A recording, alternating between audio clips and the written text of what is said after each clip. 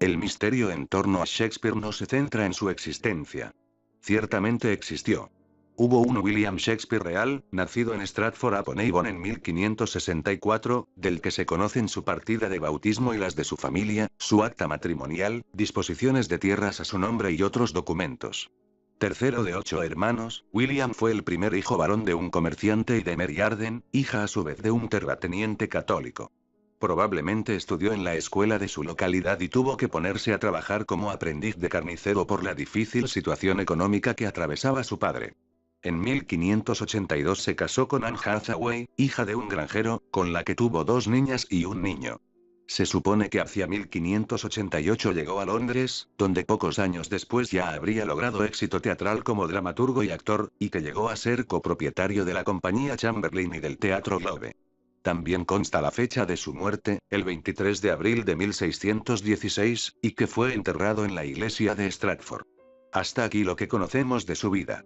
Lo que no está claro es que esa persona fuera el autor de los 154 sonetos y 37 dramas atribuidos a Shakespeare.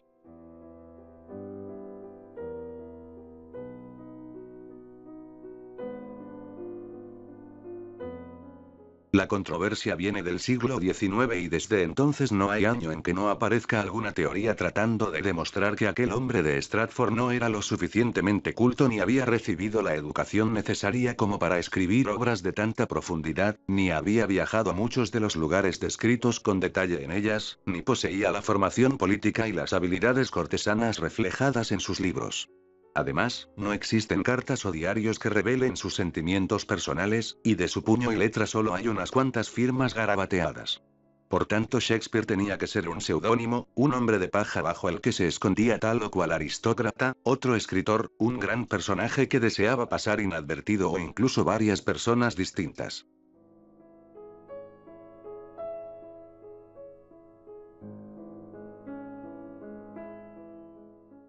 La primera de las teorías propuestas la lanzó en 1856 William H. Smith, según el cual el autor de la obra shakespeariana habría sido el filósofo y estadista del siglo XVI Francis Bacon, basándose en la comparación entre aquella y los textos conocidos de este.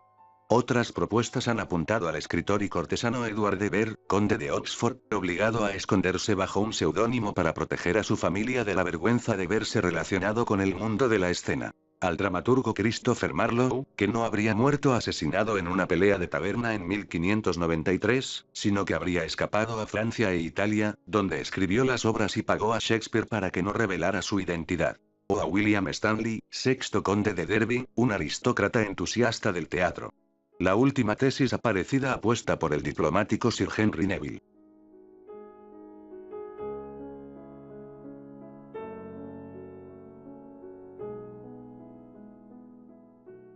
Sin embargo, la gran mayoría de los catedráticos y eruditos, incluidos el biógrafo shakespeariano Peter Ackroyd, el profesor de literatura renacentista Jonathan Bate y el exministro de Defensa español Federico Trillo, experto en la materia, creen que William Shakespeare no era otro que William Shakespeare, el hombre humilde de Stratford que partió a Londres a conquistar el mundo.